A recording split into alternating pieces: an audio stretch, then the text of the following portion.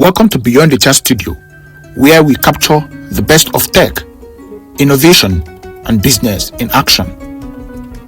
And today, we are bringing you an exclusive recap of the Tech Up event hosted by Havoc's Tech Hub in Port Harcourt. This event was a powerhouse of ideas where tech founders, fintech leaders, and real estate innovators, and also investors all came together to showcase the future. Blake app, making on-demand deliveries seamless. Dreamwork app, connecting manufacturers with heavy-duty tractors. Fast Drive, the Uber-style app for easy ride bookings. Teller app, simplifying bill payment and home utilities. Big names were in the building. Speakers including Maximus Chukwujindu, MD, Win Realty Limited. Efe Anita Kotor, Efe of Wazobia FM, Creative Director, Efe brand. Tammy Halliday, Founder Property Transact. Nanna Onoriode Felix, CEO Blake app. What went down? Epic startup pitches. Expert insights on Web3, blockchain, product management, YouTube monetization, and a high energy question and answer session that got everyone talking.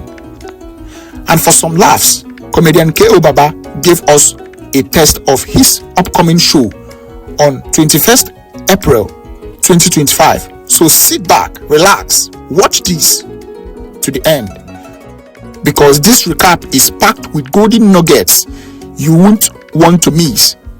Tech is the future. This part of the world is still at its earliest stage. We are still at the adoption stage. So there is a lot of room to be covered by the tech ecosystem, right? I don't want to speak a lot of grammar. I'll just go straight to it, right? When it comes to land registrations and verifications, that is a very big bottleneck for many people, especially those who are coming to play in the industry for the first time, right? Many of them don't even know their way around trying to verify properties, confirm the titles, and probably be rest assured that the property they want to go into is one that is free of any form of encumbrance, right? So that is actually a loophole in the industry that the techies can do proper research on, probably come to experts like us, walk around and get some surveys, and we give them the right information and they can go and properly develop solutions to this problem.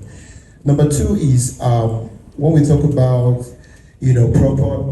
property geolocation.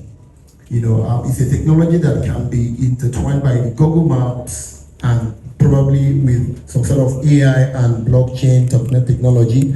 I'm not that deep into tech, but I'm telling you that is actually another problem.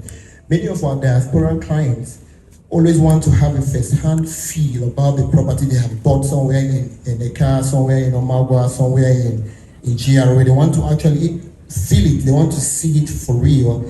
But it's always an issue because there is no adequate technology on ground that could enable them to have that. And what happens is this: if that kind of technology is developed, it actually even makes the real estate industry back home thrive more. We tend to do more businesses, and when we do more businesses, we employ more people and we create more for the economy. So there is a whole lot that a tech ecosystem can come in and play efficiently in the real estate industry.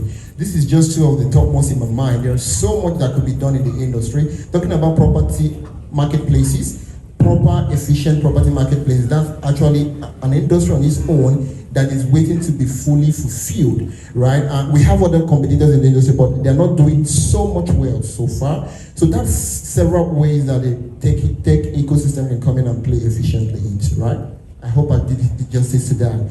Then talking about investing in real estate, 2 minutes is actually very small for that, but I will try my best. So real estate, we all know, is getting a lot of traction right now. There is a lot of awareness in the air in this part of the world. And it's because thanks to companies like ours and every other of our colleagues right here in the industry, there's a lot of information in the radio stations, on the social media, and that is actually a good one. And I'll always tell people when I teach, when I talk, is that you should be very wary about safety when it comes to a very polarized industry like real estate, because in as much as it is profitable, it's everything that is being promised is true, but you should also be wary about the fake people in the industry, because for anything that has original, there must always definitely be the fake. So that is where many of us need to pay proper attention to, and that is why I always encourage that before you buy any property, you should be quite discerning enough to understudy the agent that is leading you on this journey. How informed is this agent that is leading you on this? Because these are the touch points for many of us. Many of you don't have direct access to many of us who are the developers. So our relationship with many of the investors is through the agent. And many of these agents just want to sell any property. You understand? All they care about is their commissions at the end of the day. They don't care about the integrity of the property. They don't care about the integrity of the company developing these properties. And that is why many of us run into problems. So one thing you must always put forward when you want to buy property is to properly analyze your agent that is leading you on this journey. How informed is this agent? How concerned is this agent? How much of the industry knowledge does this agent parade, right? Is this agent truly interested in you making money off your investment, or is he just interested in making the commission? And the good thing is they can actually decipher these things from the get-go. When you see a desperate agent, you will just know. When you see an agent that is truly a professional in this industry, you know. And how do you know? Is by the way they approach you, the way they speak to you, the amount of education they drop on your laps at the end of the day. And that is how you can actually decipher who is a true agent and who is actually a hustler in the industry. So this is one of the ways you can actually try to minimize the dangers of investing wrongly. Then talking about investing in real estate, let me paint the picture, right? Last three decades ago, where we are seated today, it was a swamp. 3 decades ago, here was a swamp. But here we are today. Those that were visionary enough 2 decades ago to acquire properties, and when they were going for, let's say, 2,000 naira per plot, 3,000 naira per plot, there are people who are really reaping out the dividends of investing in real estate, right? That is the beauty of real estate. And if you want to imagine if that 3 decades is so much a long time, I bet you many of those that bought 3 decades ago are still alive with us today. They are fully alive and they are enjoying the dividends of the money. So when it comes to investing in real estate, don't ask about how far the property is, right? Only ask about the safety of the investment. I always tell people that if you're shown a property that is not so much far from the city center, we're talking about properties in Omagwa Airport area and Ekans and what have you. If you're shown properties in those areas, don't ask about how far. As long as the money you want to put into that property is not the money that that you need to survive now, it's the money that you can actually drop on the ground and allow you to appreciate over time. Be fast enough to seize up that opportunity, because in the next 5 to 10 years, you will definitely be in a better position financially with your money, right? So the most important thing that you must consider when it comes to investing in real estate is safety of your money and safety of your investment. If you get that point correctly, then you are in to cash out in the industry. Thank you so much. Please put your hands together for that. Don't care about the distance from the distance to the airport. Just care about your money, right? Thank you so much. And we're moving over to Miss Tammy. Tammy, we're rounding up, and I'll drag you back to South Media Week, right? It's one of the media events in Port Harcourt. And we want to know, every one of us here wants to gather people, wants to do one or two things in that industry. How have you leveraged tech to grow this event? Right? How have you leveraged tech events, techies, anything about tech to grow this event to the stage it is now? Okay, thank you. So South Media Week started in 2018, and then our focus was a bit different from what it is now. Now it's businesses, creatives, and techies. We've used tech a lot to build the businesses that attend this event. Most of them, we always focus on people that are not really the beginners, or if there's a level before the beginners. Those are the people we like to, and we journey with them.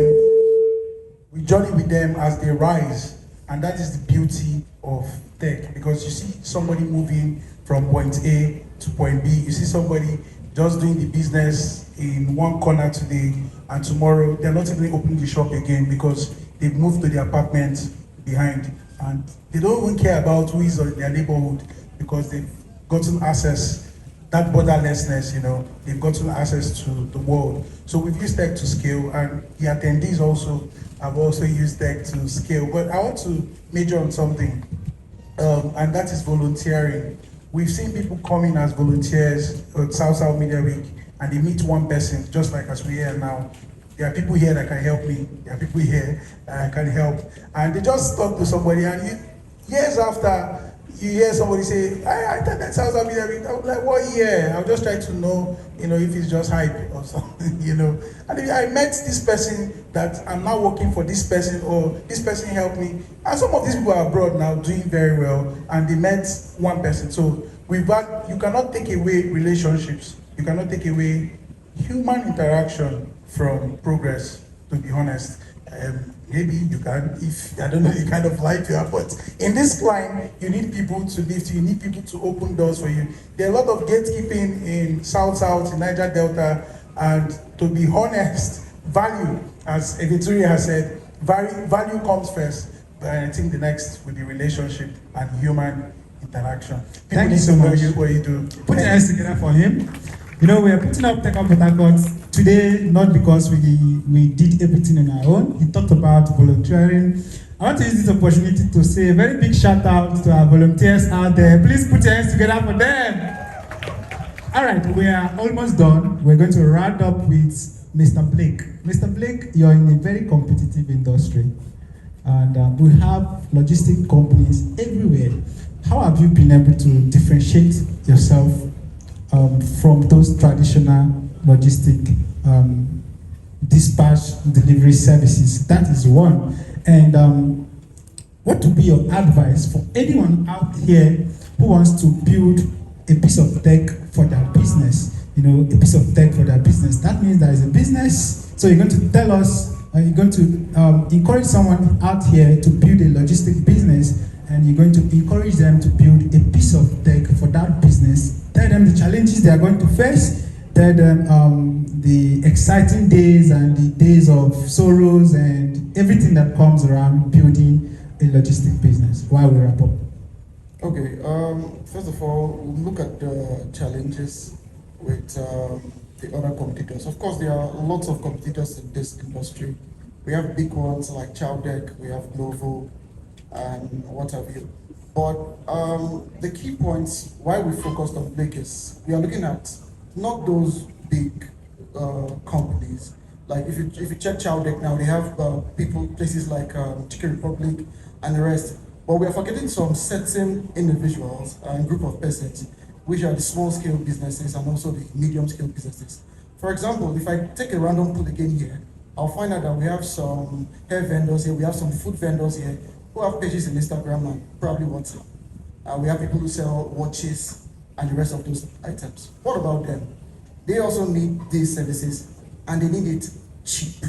So with Blake, we are offering a very cheap, reliable, fast and swift service for this set of people. So we're not looking at those major places like the Czech Republic and Market Square and the rest. We are looking at private individuals who have businesses that they want to send from one part to another.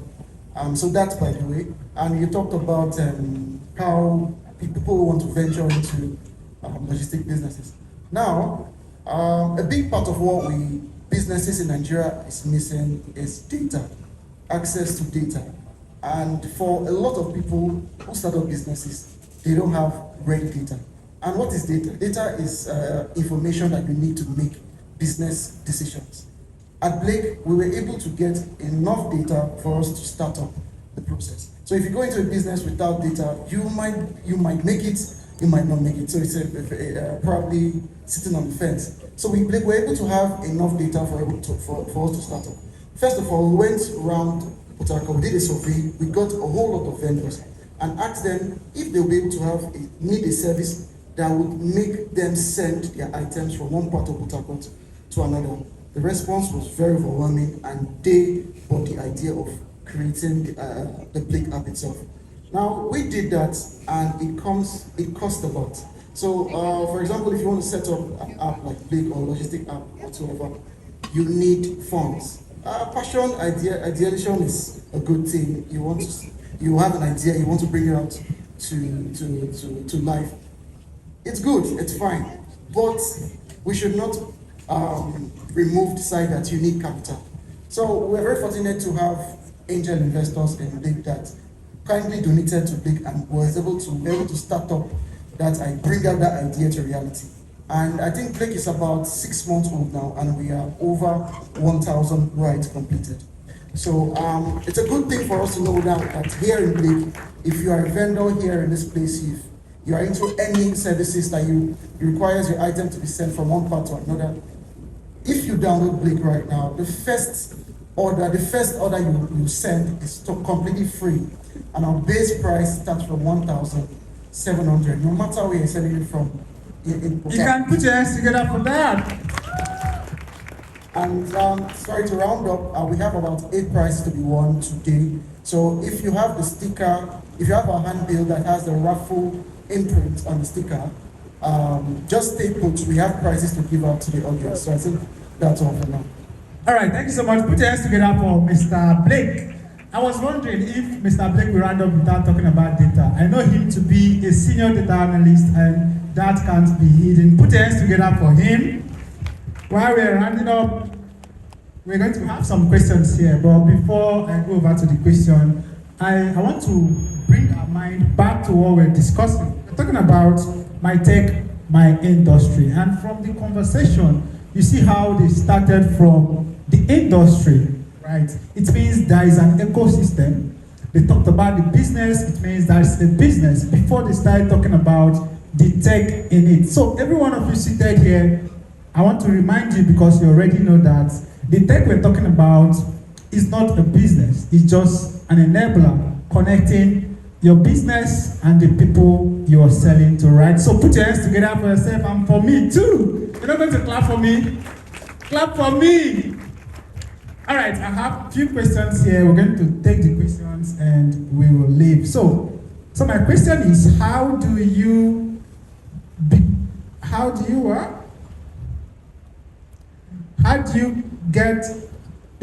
balance growing yourself as a tech boy while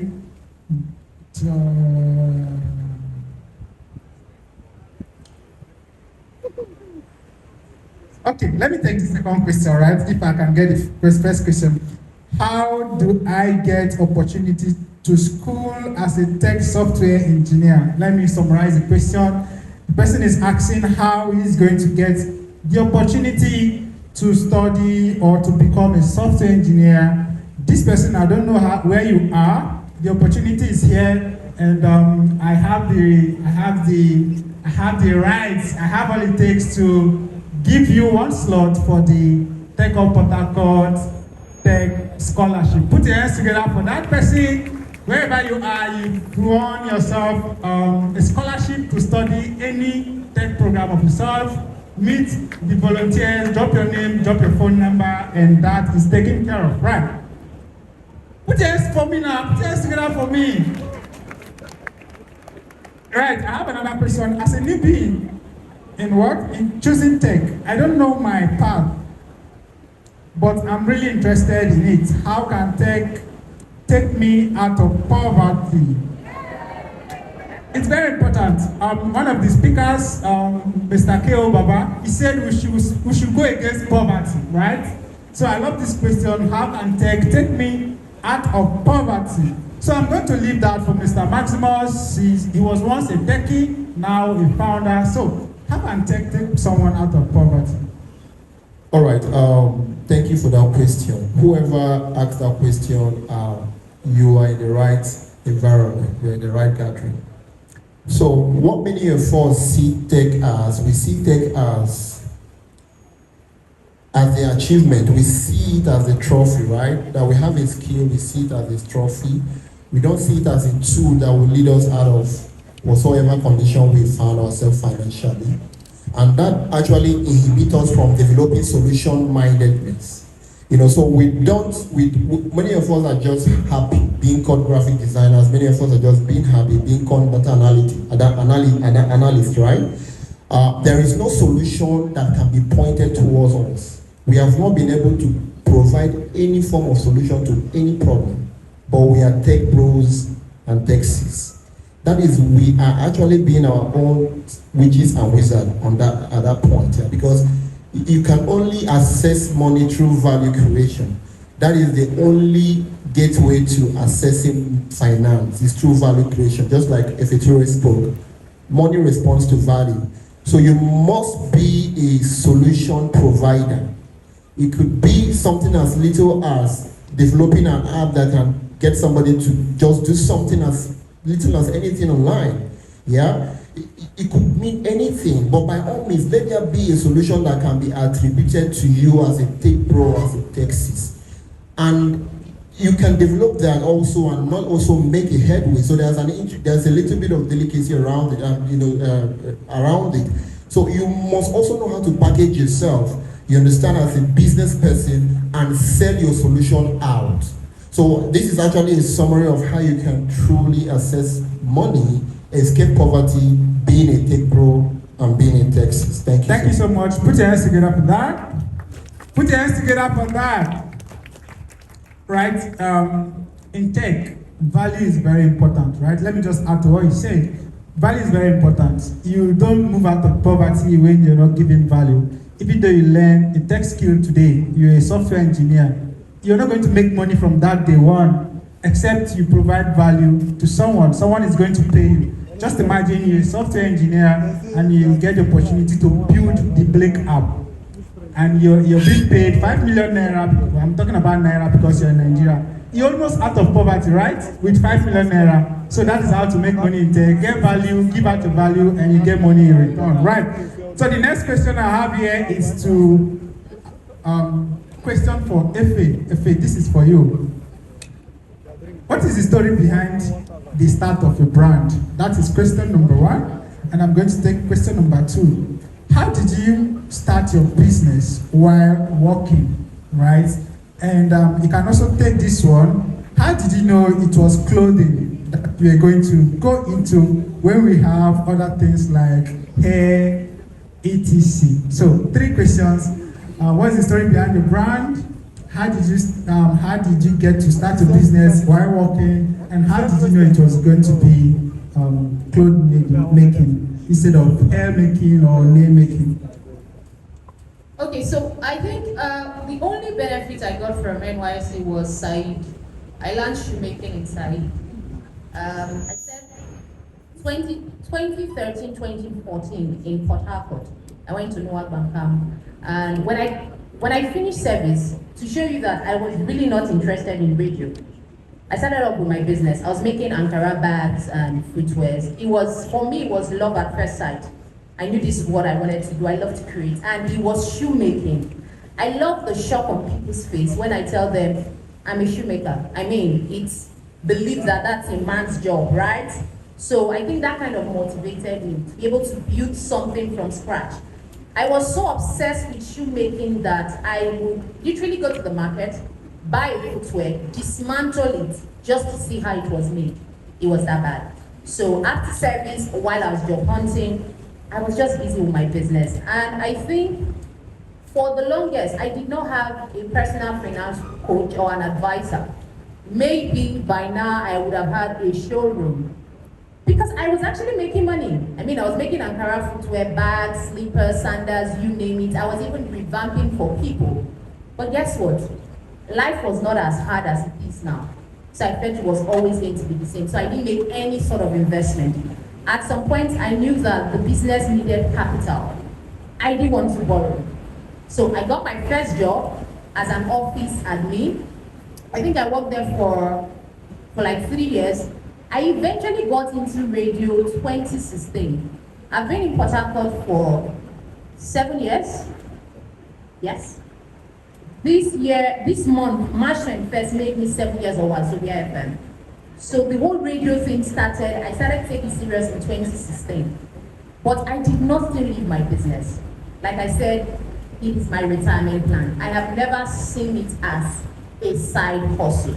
So yes, there were points where the business needed capital. I didn't have it, I had to place it on hold. Not that I stopped. And then when I started working The first radio I worked at, my salary was nothing to write home about. So it couldn't really fend for the business until I got this job. And now, aside the salary I'm getting from Wazobia, I host shows, I do voiceover service, I consult for people. So all of that is still going back into the business. My business is not at a point where it can comfortably pay me yet. The only thing I do is, at the end of the month, when I'm taking inventories, cost of production, profit made, I can decide to buy myself a cup of ice cream to say thank you, well done for this month. But to say the business is paying me salary as it is, no. So whatever I make right now, I'm still investing back in the business because I know that I have a vision and I'm going somewhere. So what was the second question? How did you know it was going to be clothes making instead Okay, of so for clothing, April will make it 4 years. I added clothing. So while it was just the footwear I was making, I had a lot of customers who always asked me, "Is it only footwear you sell? I would love an outfit to go with it." It was always coming from the men. "I would love an outfit to go with it. Do you sell hoodies? Do you sell?" So it kept coming, and in my head, I'm like, "If this is a sign, you can actually add clothing." So it was demand from my customers who were always patronizing my footwear. So I decided to, without knowing anything about it, I first went to Aba, I did my market survey, I looked for a tailor who understood what I wanted. Now, if there is any customer of the ATV brand here, or ATV brand here, you know that we don't joke with our finishing. If you see my outfit, if I tell you it's one tailor in Aba that made it, you know go believe. It be like you already made. So I try as much as possible to give my customers value for money. So it was the demand from those customers who were buying my footwear that made me add clothing to the parts of my footwear business. Maybe if they did not ask, it would have still been Efe footwear all along. So yeah. All right, thank you so much. Please put your hands together for that. Put your hands together for that. You got it, please. No, I think that's all right. So that is it for my industry, right? I want to appreciate my panelists. They've done well. Please put your hands together for them. I want to appreciate Mr. Maximus, Mr. Blake, right? I'm not going to bother myself to call your name, Mrs. Efe. That's okay, right? And Miss Efe, she just confirmed, right? Miss Efe, Mr. Halliday, and yeah, thank you so much. Put your hands together for them. And I still remain Amini Bopor. Thank you so much.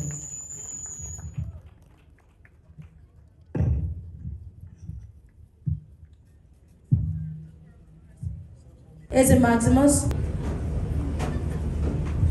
All right, my time here is short. Okay, so my name is Mr. Eze Maximus, and I'm representing the Realty Limited. The Realty Limited is a choice related company here in Port Harcourt, with 3 years in business and having to serve in excess of 1,500 and 1,500 clients so far. So we are actually a big name in the industry. So what I'm here to do this afternoon is to encourage you, for many of the young people here who want to leverage real estate as a source of income, giving scholarship to anybody here who is going to access this flyer I'm having in my hand. They're going to share it around. We have an incubation system that helps to train you on how to sell real estate profitably and earn every month. You can earn as much as 400,000 above every month through our incubation system. It's a paid program, but because of this event and being partners to this event, it's free for anyone who wants to join our team of Win Associates that will sell our products at the end of the month. Then also for our investors, people that would like to explore investing into properties here in Port Harcourt, Nigeria, we also have flyers that will be shared around. And for any of you who is in this event that want to invest in any of the properties, I'll be giving the MD's discount of 10% across all our properties. So, for example, our property going for 8 million, you are getting 800K of it is a lot of money. So, also leverage the opportunity. The flyers will be shared around. Do call the agents that will hand over those flyers to you, and you will enjoy those discounts. Once again, my name is Eze Maximus, and this is the Realty Limited, your choice real estate company here in Port Harcourt. Thank you so much.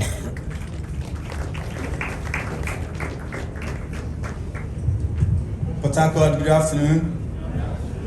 Listen very carefully because I have about 3 T's with me. I have other giveaways, but I'm doing this one. Well, my name is Bright Robert. I'm the CEO of Intelitech Technologies Limited, the founder of Teller. So what Teller is all about, we just like look. So we're about airtime, data, and electricity. So we make it easy for users to use on their platform, WhatsApp and Telegram, very easy. Teller is just easy for everybody to use. We are just trying to break it down so that everybody will cut down costs and bring cheap data, electricity bills to everybody. Although another feature Teller is working on is tokenize when it comes to the electricity token, where you don't have to use token. You just put it direct and we charge your meter direct and all those ones. But now this 3 T's is going out for people here, and we are doing another giveaway. But the data giveaway is for like the people at Harvard. We are giving out. We are giving 10 gig for the students at Harvard. For 10 gigs for 5 people for 3 months program at Harvard. But this one we are going out. The first question is, what platforms are we using? Can you use? Celebrate her once more.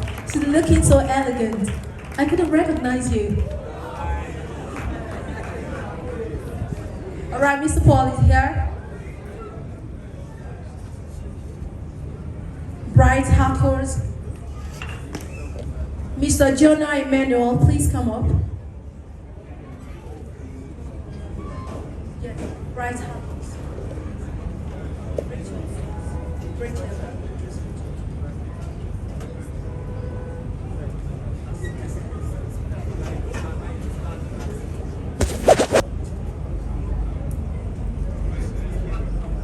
Please get all of your questions ready.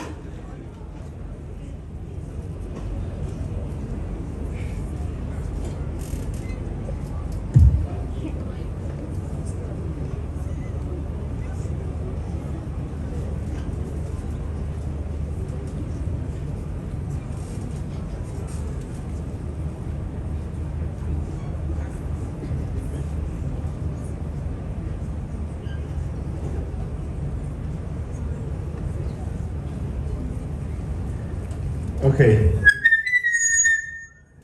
Good afternoon, everybody. Okay, so I want to thank the host, Ms. Constance, for giving me the privilege to do this. I'm not allowed to climb the stage. You don't stand where big men are sitting. So I'll be hosting the open mic segment, and here is the idea. We want you to ask questions. They're going to tell us what they do. Ask questions. If you want to go into tech, like ask that burning question. There are people here that are so good that they can give you answers. And I assure you, once we're done with this, we're going to they're going to tell us how we're going to get the scholarship. I'm aware that about 123 persons here are going to get scholarship to be trained for about 3 months, different tech skills. So we're going to get that, and then I think we eat together. So I'm going to start with, sorry, I don't know you actually, so you can take the mic and tell us your name, and then your start, what you do. Not as a founder now, we know you're a founder, but probably the tech skill and stuff like that. Thank you. Good afternoon, everybody. My name is Bright Robert. I'm a software and development engineer. Recently, I earned another title called the five coder. So I just removed the coding and I had 5 engineer. So probably like, you know what software is, you know what the DevOps. So the vibe engineer is just like, I use AI to code. So AI is just my second assistant. So I interact with it and it interacts back with me. Okay, can give to the other young man, please. Good evening, everyone. My name is still Paul Amindo. It hasn't changed, right? I'm a tech business developer. I also write some lines of code here and there, but I develop tech businesses, tech products for education. What do you use to develop it, sir? Some piece of code. So I still write code here and there, right? And I build tech businesses. Thank you. Young lady.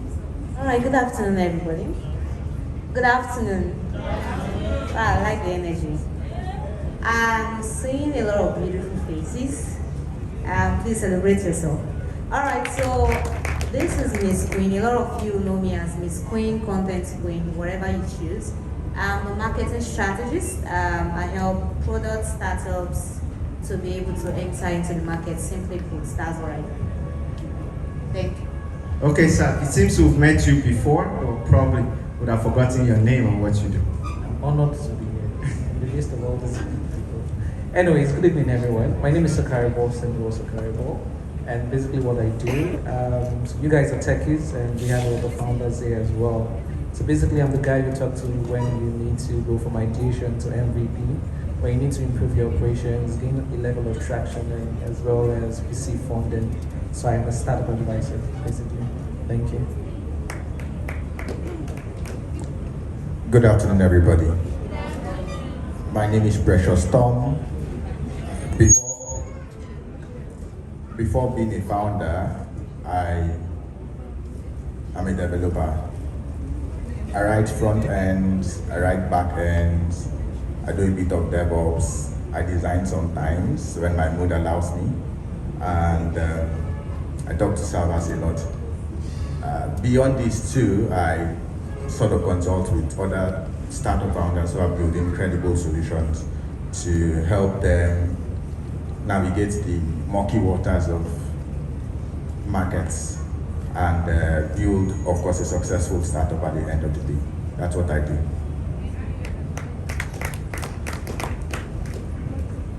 Probably for the last time this time. Okay, my name is Owen Gilbert once again. I'm a data analyst and a data scientist. I've given us a clue of what data analytics or data analysis. But for the aspect of data science, if you were here at the beginning of the program when the CEO of Chigisoft spoke, he talked about data science and the future, being able to predict people's preferences, being able to predict things. So in data science, I use Python and different libraries like TensorFlow to be able to make predictions from existing data. I'm also a tutor and an upcoming YouTuber.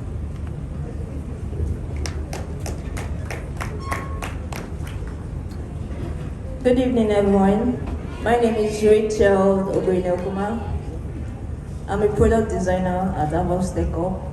I design intuitive and user-friendly website applications. Thank you. All right, hi and good evening. Focusing on the tech and digital space, my name is Jonah Emmanuel, and I am a digital marketer. I am a YouTuber, a YouTube coach, and a creatorpreneur. Thank you.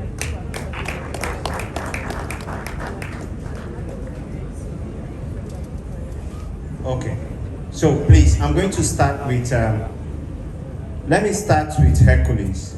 Hercules, you said something about DevOps. Please, what is DevOps, please? And what do you need to get started in DevOps? And what are the opportunities in DevOps? Okay, first let me explain DevOps.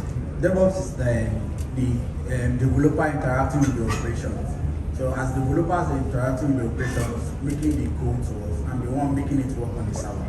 Whenever they push, I just pull it and make it work on the server. So if the server is down, they have to hold me responsible for it. So the DevOps, the developers, they have time to do all their code, the operations, they have time to do all the documentary and tell developers what to do, they push, and they want putting it on the server to make it work. So if you want to come into DevOps, probably most times I tell people you must have an understanding on how servers work. Because DevOps is a wide platform whereby apart from the AWS, DigitalOcean and all those, you have to understand how Linux works. We have different Linux kernels. So when you're coming into DevOps, actually being in the network space, because coming into it will take you a longer time for you to understand. Like AWS is a wide range, wide thing. DigitalOcean, wide, the same thing. So if you're coming, you need to understand how Linux work, different OS, and if you come, I feel you skilled. Thank you. Paul, please. You said something about code, and a lot of persons here that will want to know what coding really is, right? So what is this coding thing, and who can do coding? Okay, I said I just do a little of coding here and there, but I can still answer your question. When we talk about coding, it's just zeros and ones. You just keep typing on your system. Before you know it, you get a red or green screen, and that's it, right? Basically, programming, before you talk about programming, we talk about languages, just like you say, I know how to speak. Before you can speak, you must have a language to speak with. If you're speaking, like I'm using English, I can use my dialect fluently, I can speak French. This is what happens in programming. So we talk about programming, we have what's called the programming language. This is the language you use to communicate with the computer, right? You're telling the computer, I want you to place a button here. When you place the button, give the button a background color red. When you give it a background color red, give it a border, make it look beautiful. And also, if someone eventually clicks on that button, do this for me. If the person does it this way, don't do it. Tell the person to do it this way. So you're basically giving the computer an instruction to operate. This is what. Can you give us an example of these programming languages? We have, basically, I will start from the most popular one, which is JavaScript, which cuts across all the different stacks. When I say stacks, I mean different parts of programming, right? We have the front end part of programming, we have the back end, we also have programming in DevOps, we have programming in data analytics, we have programming in, mobile development, right? So when we talk about these different stacks, we talk about JavaScript as a programming language, which you can use for front end, back end, even for cyber security. You can even use JavaScript for your AI and machine learning. We have C++ for the OGs in the room. We have C#, Python for data analysts and machine learners. We also have Java. We have that powers Flutter. Flutter is used for mobile development. So we have a wide range of these programming languages. But then don't be confused. It's just like we having Igbo, Hausa, Yoruba, French, English, and your dialect. Thank you. All of these, I'm not done, please, just 1 minute. All of these languages are very important. So you might want to know which programming language you should go for, right? So don't be confused. All of them are important, but go for the one that will help you do everything almost once, right? Like I said, JavaScript. Can you use JavaScript for your front end, back end, cyber security, data analysis, machine learning? So if you can use one programming language for everything, why not go for it? Instead of learning this, learning that, and at the end of the day, you become confused. Thank you. Okay. So please listen. If you have a question, like I said, anything, as long as it's tech, they will answer you. And I also believe there are very knowledgeable people here, and they can as well answer us. Okay, so let me get to Queen now. So please talk to us about marketing, really, and how we can be able to, or how we leverage tech to do marketing, maybe for businesses, for startup, just like you said. All right. First off, in simple terms, marketing for me is just like making noise online, right? Previously, before the digital age, before I can sell something, I would have to go buy it, right? Let me take for instance, before I can sell a phone, I have to go to the dealers, get the phone, and then walk down the street. Sometimes we do door to door and tell somebody, I sell phone, come and buy. And there's a limit to that, because how many doors can I get to before 24 hours ends? How many people can I talk to before the day goes off? And the digital age came about, and now I can sit in the comfort of my house and market to billions of people, right? Marketing is not really, what would I call it? It's not really hard. Let me use the word, the way we make it look. Marketing is just all about personalization, right? Selling stores and the usual come and buy else I will go back to my village, right?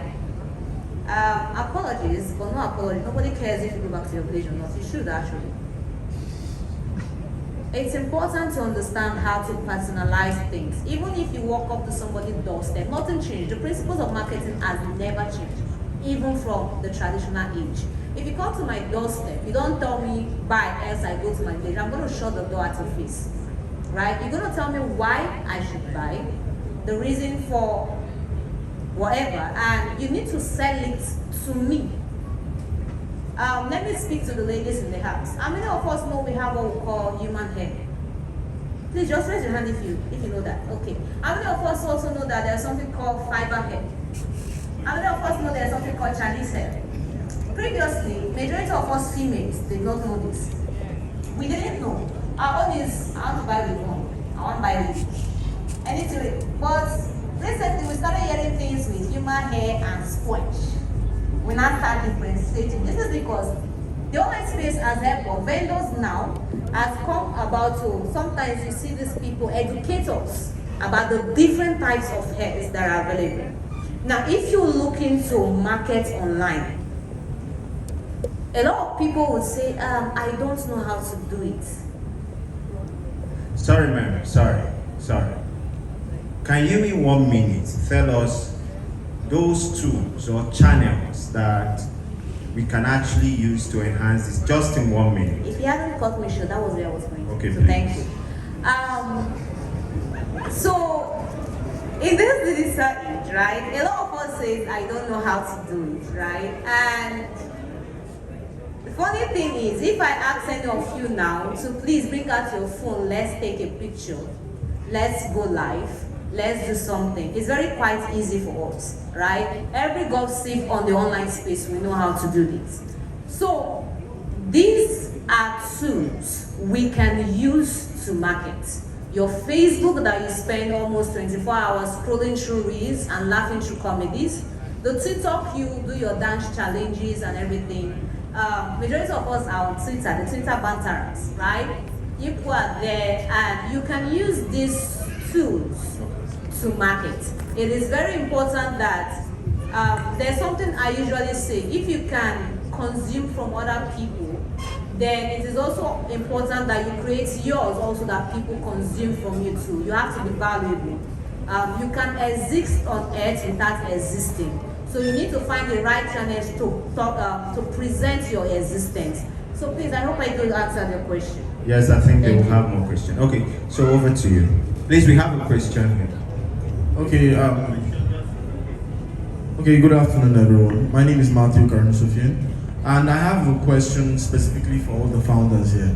How do you sort out good investors? Let's say for instance you have a startup. How do you get good investors? How do you get investors who are not cutthroats? And how do you bargain very well with your investors when it comes to maybe company equity or something like that? How do you bargain and look for good investors? Thank you. Founders in there. So you get founders now. Founders.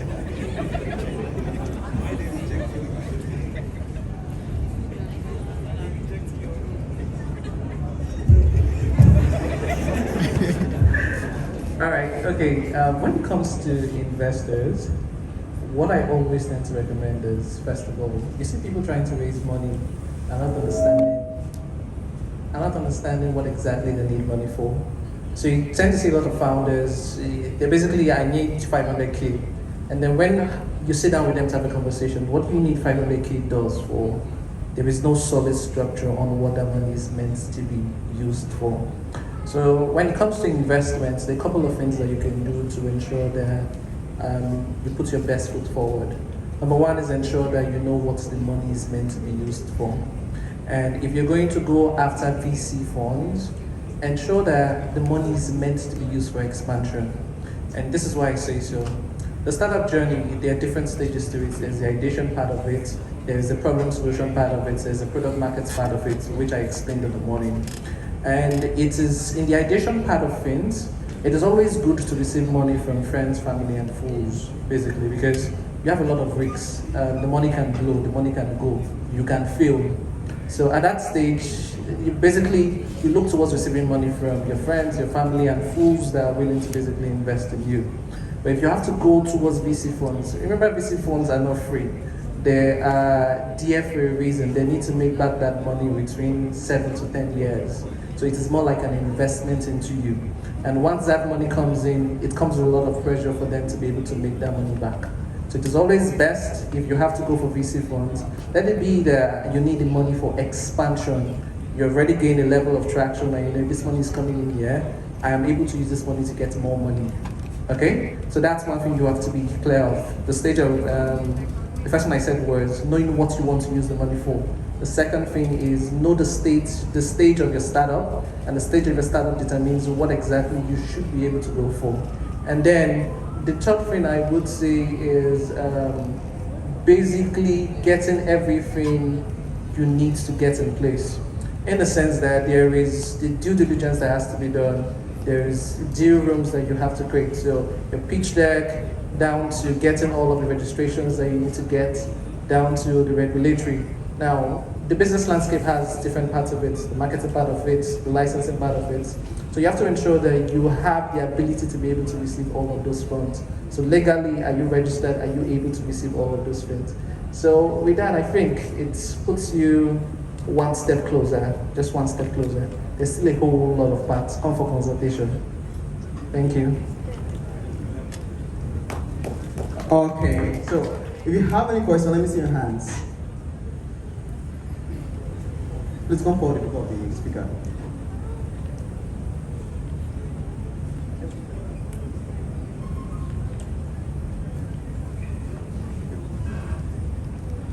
Good evening, everyone. Oh, sorry, good afternoon, everyone. You're right, it's evening. My name is Gideon George. Okay, it's a very. My question is about blockchain.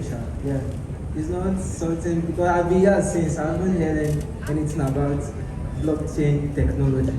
But I've been doing some research based on blockchain technology. My question is, how does blockchain technology evolve in AI, data analysis, and security, privacy, and every other stuff? That's the first one. And another one is, how can someone become a blockchain technology, like a blockchain dev within this society? Thank you. Okay, Mr. Paul, please in 1 minute, please. Okay, it's very simple. We've not talked about blockchain technology, or you've not heard, because it's technology, right? It's technology, and you can't put technology on nothing, right? So I want you to have in mind that before you talk about the blockchain technology is supposed to solve a problem, right? It's supposed to solve a problem. So if you have a problem that you think you want to use blockchain technology to solve, then it's clear. It's very easy. You're going to find your path. You're going to see how that problem requires blockchain solution, right? So it's not like blockchain technology will just come from nowhere. That is the narrative we want to change. Like, tech shouldn't be on top of nothing. Do you understand? Tech shouldn't be on top of nothing. Tech should be on something, business or any program. So if you have a problem you want to solve with blockchain technology, then everything, the resources about blockchain will be available for you. Right, the second question is going to answer. GM. You actually know the answer.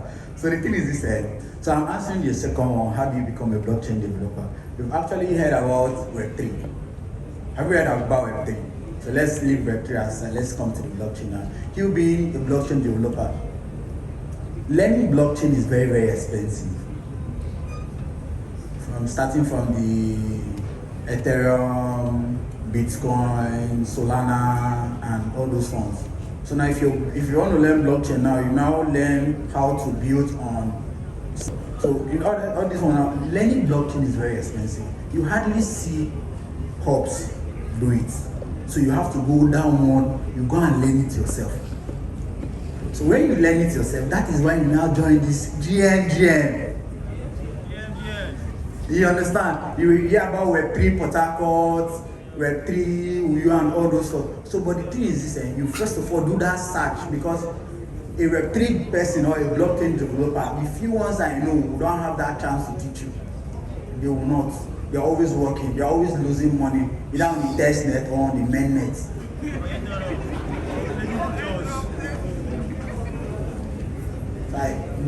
Are you clear?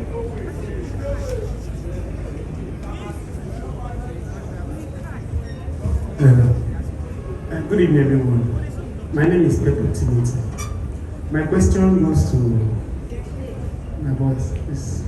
Yes, you talked about using AI to write code, and my question is, if I can use AI to write code, of what importance for me to come for physical class? That's my question. Okay.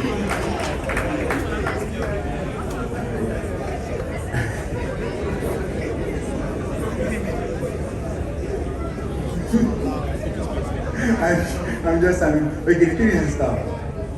When I say I use AI to write code, it's like, I have something I'm building. AI makes me more faster and efficient.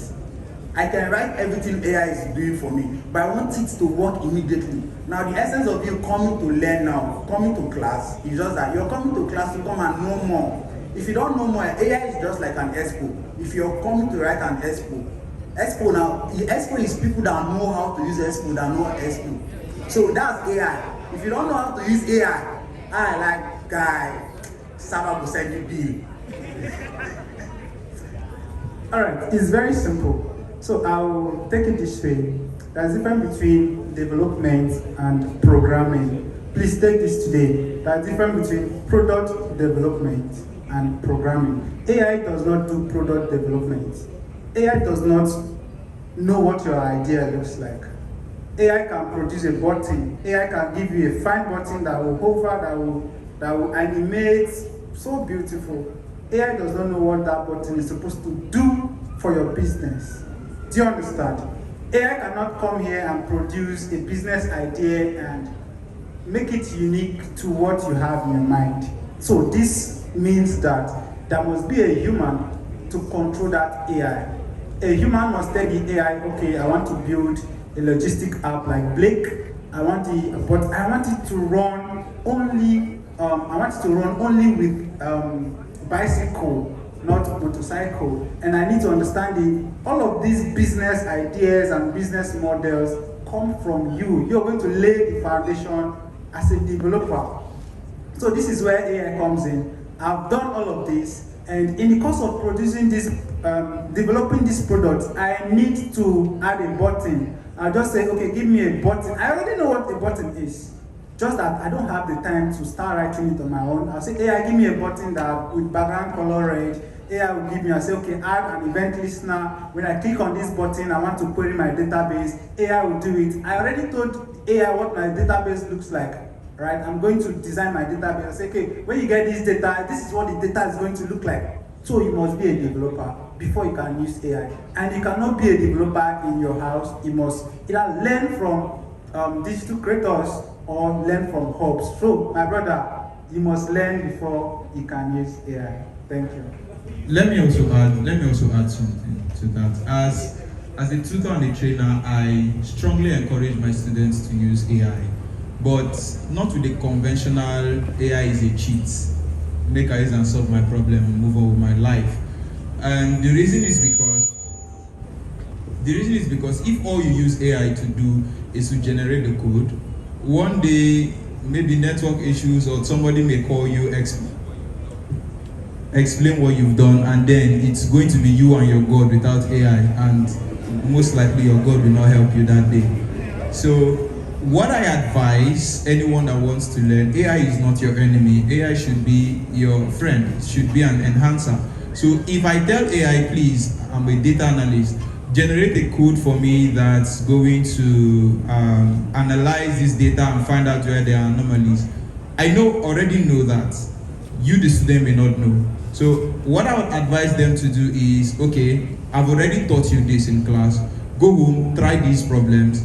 If you're finding it hard to do, now go to the AI tool and then ask the AI to do this for you. When the AI does it, don't just go ahead and copy the code and bring it back to me. Because I use AI. If you bring code that AI, I will know. And I will only remove one thing inside that your code, and you and your AI, you will cry. So what I would rather tell them to do is, if AI generates your code to you, ask AI to explain the code to you. Right? That's how AI becomes part of your training or part of your tutor. So AI, why did you do this? Why did you do that? Why if you see me on my chat GPT, we are like friends. It has a special name for me. I have a special name for it. Like, hi Rizzo, you say hi bro, and so on and so forth. So AI is not your friend. Don't use AI as just a shortcut to only get what needs to be done and go, especially when you're learning. Rather, use it also as a tool to learn. And like they will say, we over here at this part of the world, we are only used to consumption, right?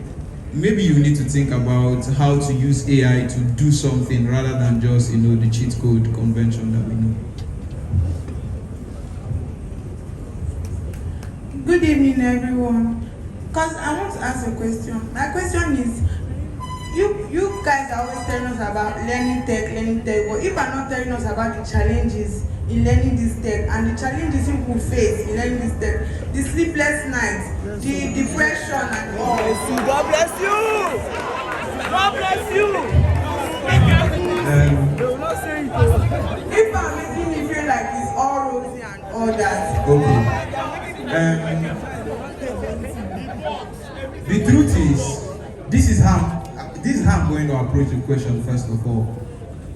The truth is, if we come out very clear from the onset, we go wrong. That's the truth. You go wrong. That's where the roles of mentors and people that guide you are there, right? If we tell you the truth, you go wrong.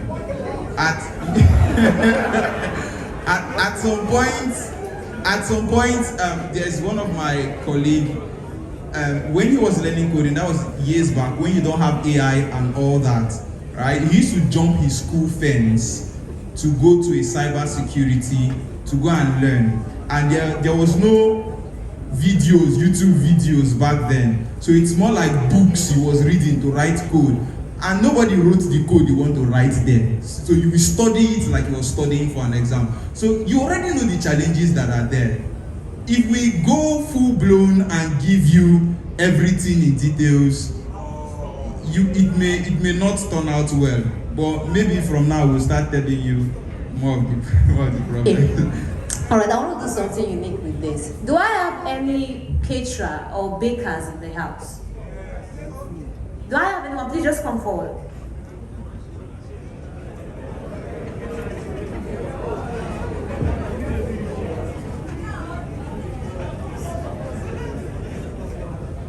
Okay, thank you. Alright, so please, be very honest. Very, very honest. Tell me the core challenges you face as a baker. You're a baker, right? Alright, the core challenges you face as a baker. Good day, everyone.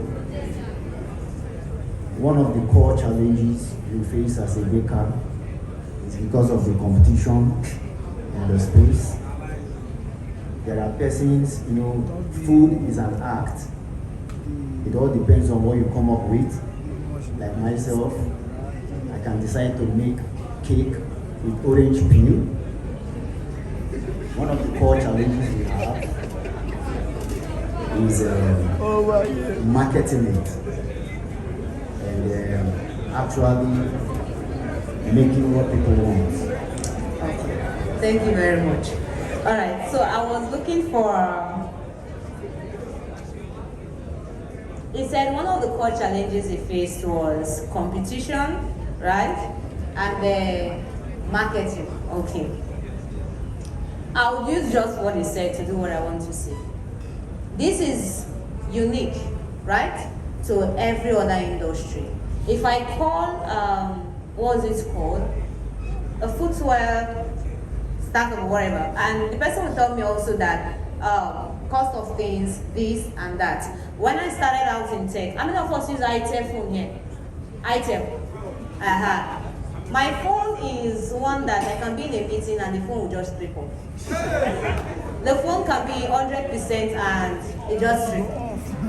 And then, but then again, I was always attending meetings, I was always doing. Now, if you use iPhone phone and you walk up to me, be very honest, and you say you want to do tech, and I tell you point blank, you cannot. What will be your reaction? Now, we don't share challenges, not because we don't want to. I would say 4 years, 5 years in tech now, but my journey starting out wasn't easy, right? My brother is doing, cousin of course, is doing wedding, and he said, I would want to go and learn wedding, I don't want to do tech because they used to make big money. This is 2 years in and he's still learning. He's still learning. He said, I call him every day and I'll be like, what's up, never they big money, I need cash from you. And he'll be like, oh more, and they find money for the next practical. I better wait first, right? There would always be what? Challenges. There would always be things you meet along the way. The question is, I want to do tech. The question you should not be asking is, what's the challenge? You go meet challenge. Whether it be tech or anything, the question is, why do you want to do tech? Is it because Mr. Owen said data analytics is the new oil? Or Bryce said DevOps, now then the arena, vibes engineer. And then you come in and you now be like, Bright not tell me say to be vibe engineer, I can't kill myself. Bright not do you anything. Now you will not ask the right kind of question. So I think that should answer it, really. If you want to know the challenges that is in tech, the principles I would always say, the same way it is in the vocational side, is how it is in tech. The principles did not change. It didn't. So thank you very much. Thank you, sir.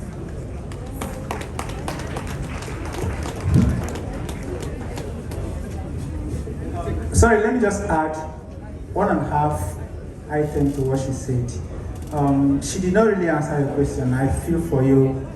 The challenges you're going to face in tech is money to get started. It's very expensive to get started in tech. Right? You're going to buy a laptop, you're going to be on data, you're going to have access to electricity, and of course, the most expensive thing in tech is patience. You need to have that patience. Because let me tell you, even though you're going to programming, there are times your laptop will not come up and you break your laptop. But the only thing that will save you is patience. There are times your program will not run. The only thing that will save you is patience. There are times you apply for a job, even when you're in tech already, you apply for a job, they will reject you. The only thing that will keep you going is patience. So these are the challenges. Get your money to get started, to buy your gadgets, and build up your patient level. Thank you.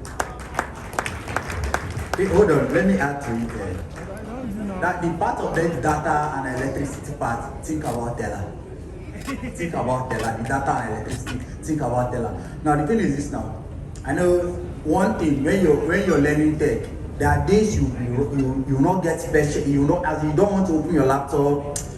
I think, what is tech? What is, let me just leave it. What is keeping you going is your passion. Why am I in tech? If your main primary target is coming into tech is because everybody is making money, I bet you 6 months you're gone. You go back to where you came from. But if you're coming to tech based on I love tech, I actually love this part. You stay longer in tech, and your passion will be running in tech. So remember, that days you don't have data, you don't have electricity, and you have meter. We are there for you. Good evening, everybody. My question goes to Sir Jonah Emmanuel. He's someone I admire so much and has inspired me a lot. And I just want to say that I have an idea. I've had an idea for, let's say, a month now for a YouTube channel that, well, I've done a lot of research, but I'm not very sure on how to go about it. So I'd like to know your advice for someone like me who wants to infiltrate that space. And can I reach out to like not just Nigerian audience, but the general audience as well? Can the algorithm help me reach out to the general audience? All right, before he answers the question, we're going to do something very interesting to make this segment very interesting. I'd like to make welcome on this great stage someone who's going to tell us her tech story. Please, let's put our hands together for Amanda Ekata. Put your hands together for her. She's looking so elegant.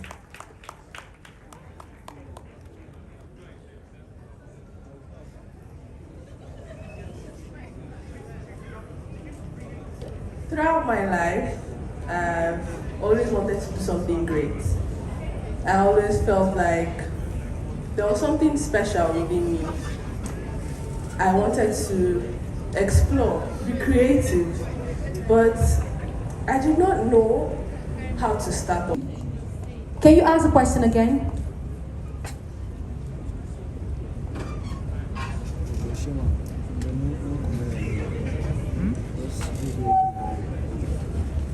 Okay, I said that I had an idea, or I have an idea, for a YouTube channel, and I really don't know how to go about it, even though I've done some research.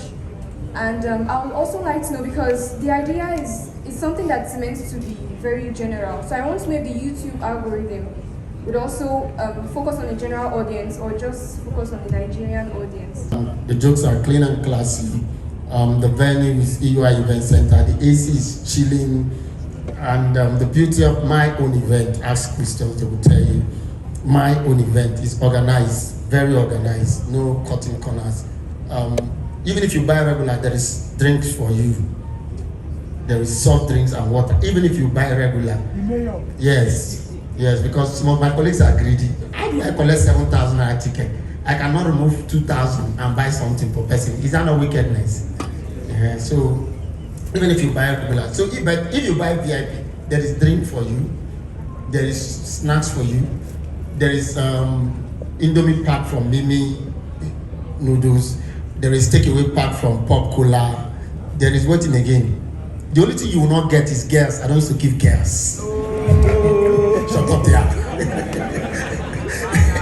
If I had gas now, Tammy go green. No, but I want you to support me, please. I need you. Some of you can't do it now, but you can do it within the week. I want to sell 5,000 tickets, so I need you to support me. If you have a company or a boss that can buy a table, my table is 5 million naira, so you can just help me. No, my table is, there's 2.5, there is 5 million. Forget about the 1.5 million naira when you don't almost finish. But just see how you can support me. I love Port Harcourt, and I've been going through a lot. I'm suffering. I lost my dad. Yes, I lost my dad. Forget about the years, he's there. Who don't die? He said, how many years ago? So, is my dad alive? Yes, I lost my dad 1997. So, you don't think. You should be concerned that since, you know how you are wicked. As I talk about saying, since that time, this boy is suffering alone. So imagine me that I've lost my dad. As I speak to you presently, I'm squatting with my wife. I'm squatting with my wife. With 2 children. No, did I buy a car? That was in the past. Let my past go. There's no cost on now, but I need you to support me. Kenny Black, Gordons, Mudiaga, Danny Spry, Apanukun, Titus of Flatmate, Okon Lagos. I don't want to let the biggest comedian in the country, we call him Father, will also be coming. It's a special guest appearance for now. We'll announce that later, but I want you, please, Easter Monday is public holiday. The time is 3 p.m. The time is 3 p.m. How many of you will buy this ticket? Let me see your hands up. Thank you, Jesus. Thank you, Jesus. If your neighbor's hand is down, look at the wicked person you are sitting with. If your neighbor's hand is down, you are taking risks. That person can steal your phone. I'm not selling tickets at the gate. That's the risky thing about it. You can buy from Kilimanjaro and Market Square outlet, but you can also buy online. Online is cheaper. Online, the tickets are on discount, 15% discount. A sponsor is subsidizing that for us. But Kilimanjaro, or you call, we do free delivery. You call this number, any of the number. The first one, the second one, my number, I don't pick. I'm trying to pretend to be rich. I'm not rich. So help me, please. Should I kneel down? See this girl, no. See the way the guy carries out yes. I remember your ass, Abby. God bless you, I love you. Let me answer your question. You said you have an idea for a YouTube channel, but you're not sure of how to go into it, right? It's as easy as, first of all, you make your research, okay? Check if there are other existing channels that do what you do. Look at their view counts, their subscribers count, and that will give you an idea if you should go into it or not. Now, talking about having different kinds of audience is dependent on the kind of content you make, all right? The kind of content you make will determine your audience, okay? As of last time when I checked, last year, my channel was being viewed in over 138 countries of the world. Here from Nigeria. That tells you that YouTube can actually push your content into several parts of the world, but that is dependent on the kind of content you make.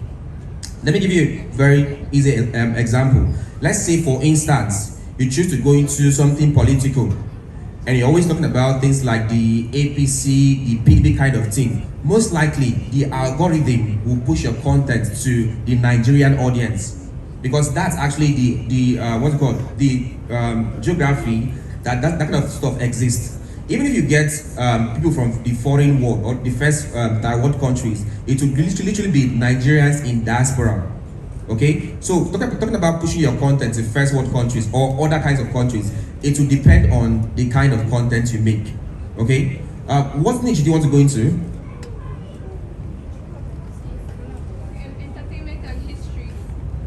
Entertainment and history, exactly what I'm saying. So if you go into history and giving history of, let's say, tribes in different Nigerian states, at that point you don't always expect that the algorithm will push your content to the white guys, except you're doing history in general, where you do probably history of some ethnic groups in Nigeria. They look at some other places, they look at India, look at maybe other nations like that.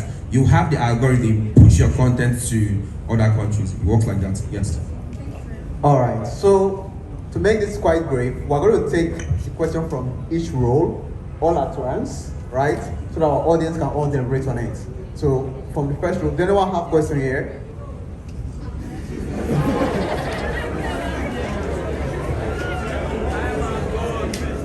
All right. There's one in the back.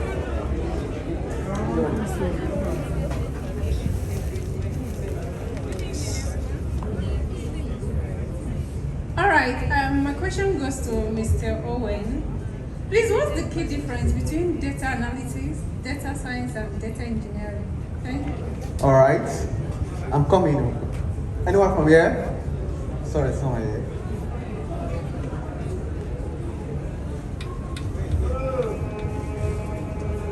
Good evening, everybody. I have 3 questions.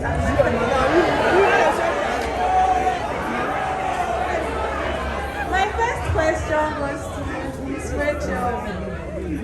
As a product designer, why did you choose product design, and how did you put yourself out into the market? Thank you. Thank you very much.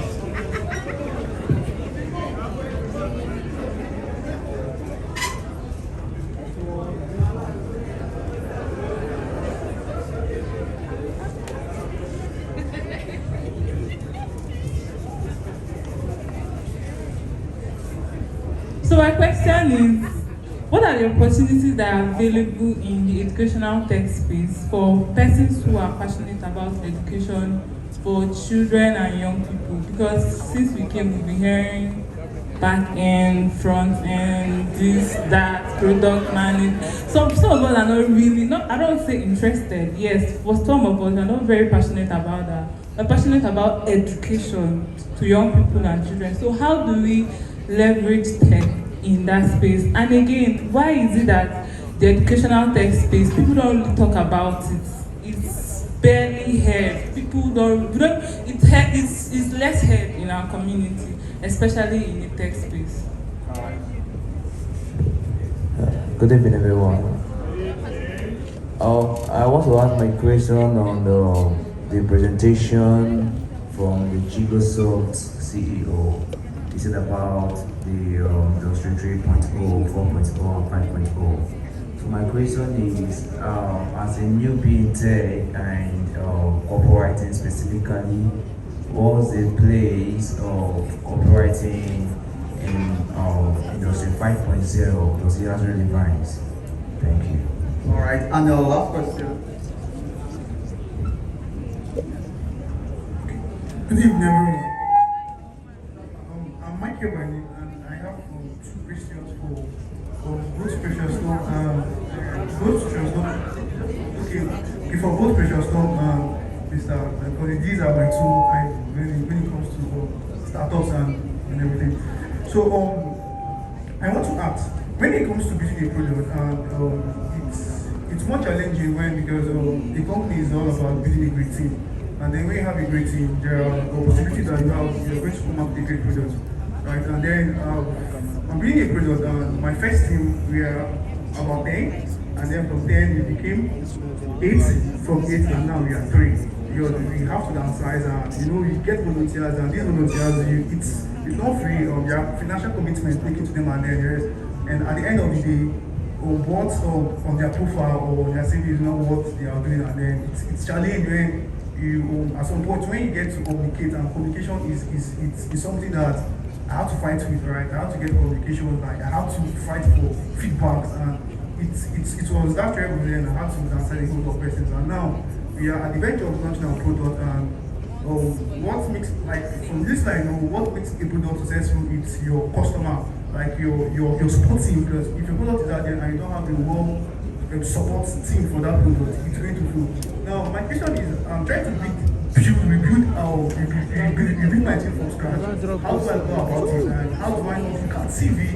And then how do I kind of look at someone and then know these persons are actually efficient for the work, even without them? Thank you very much. Let's see. President would like to answer that.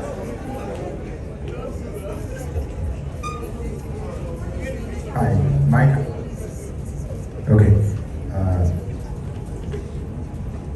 I'm going to recap what you just said in several words. You had a team of 10 that downsized to 3. Is that correct?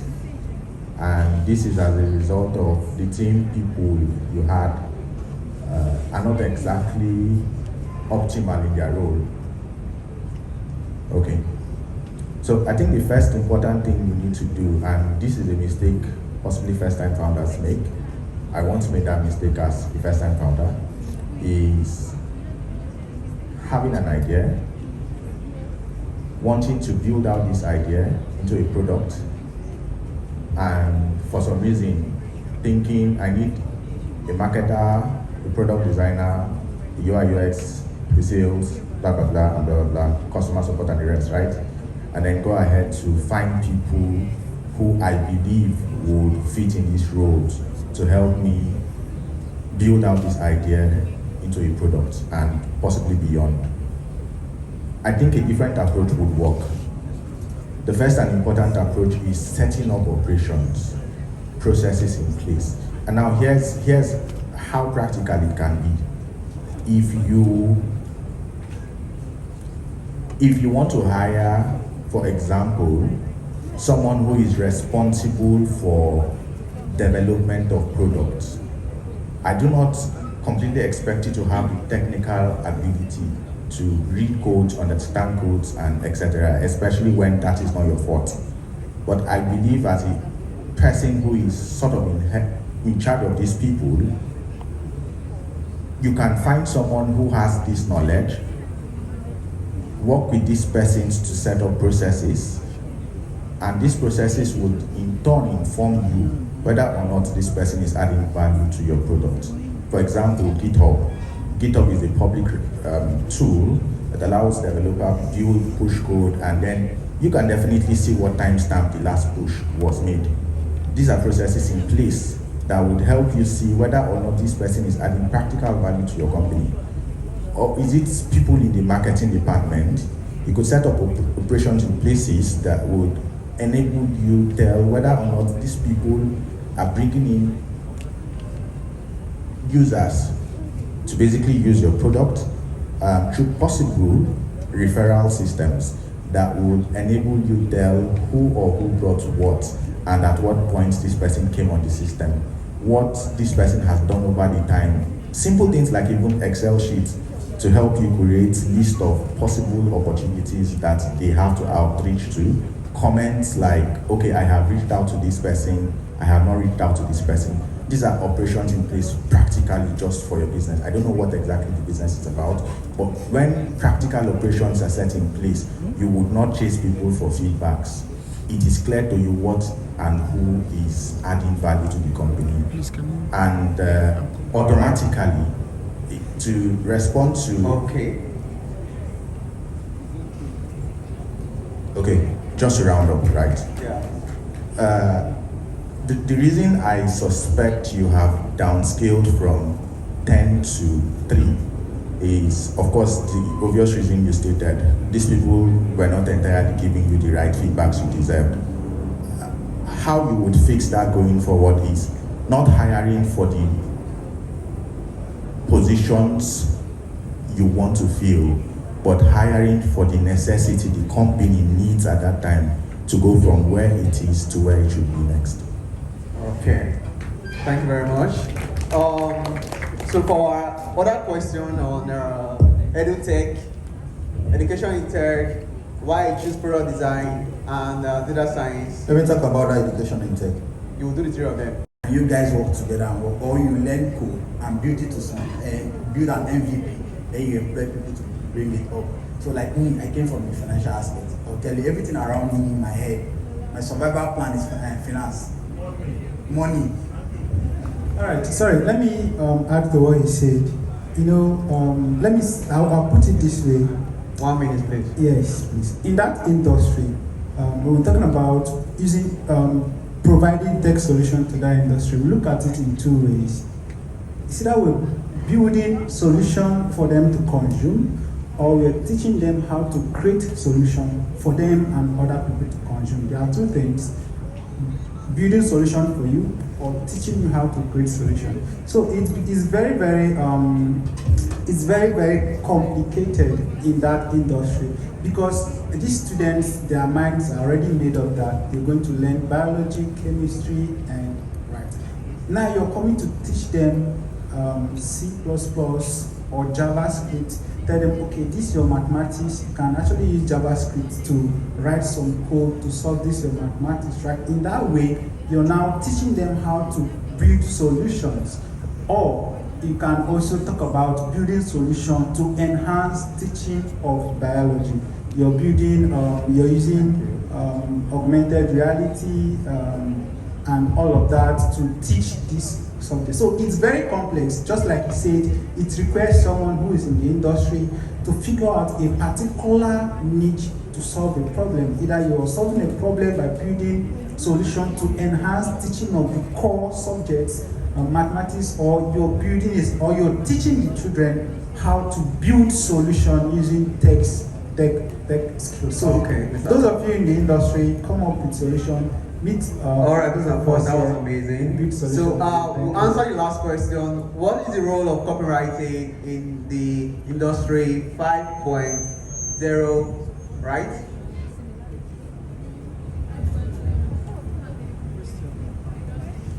Rachel, you don't answer that. I'm answering the question she asked why I chose product data design. They can meet you personally. Thank you very much. No question, right?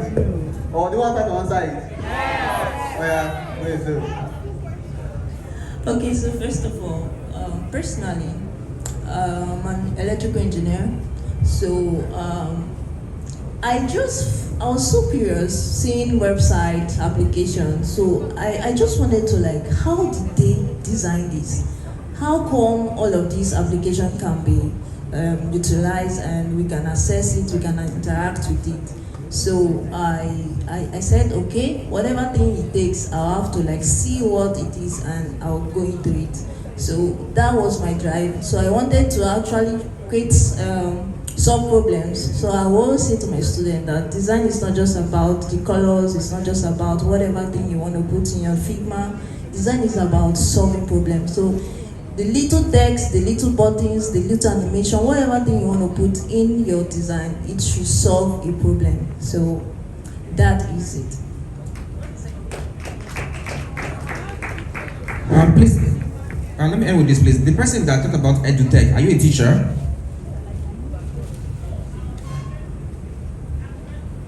Okay, you talked about doing EduTech for kids, am I correct? Alright, if that is it, I'll be quite controversial, but then I would say this from my experience, okay? I've been into teaching for like 12 years.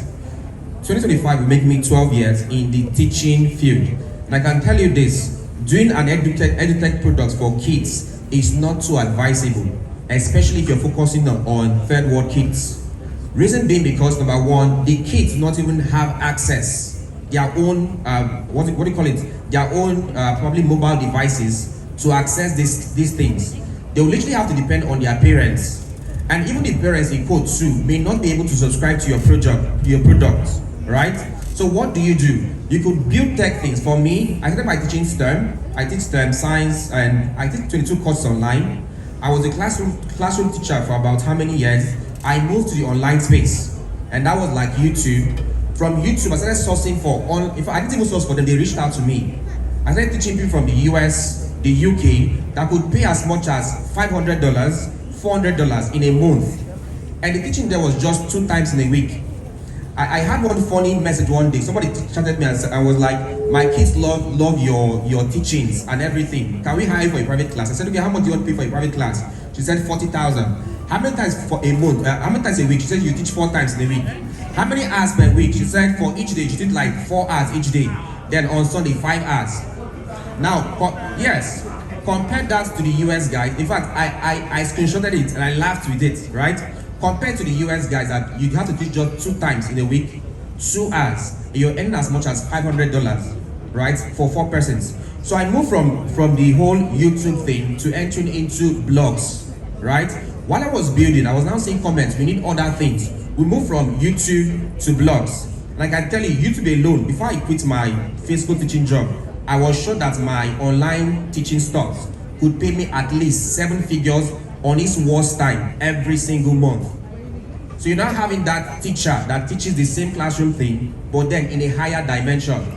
From my experience, I stopped working with this third world kids because trust me, that market is not good.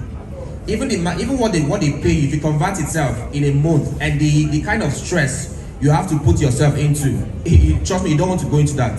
So if you think about building something for kids in EduTech space, please focus on the white guys. Controversial, but that's the truth. Thank you. Thank you.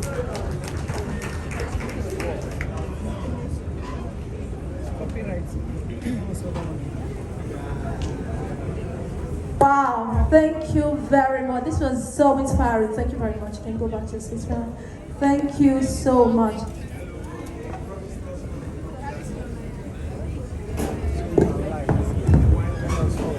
All right, I hope you're having your food right now. So like I said earlier, are we excited?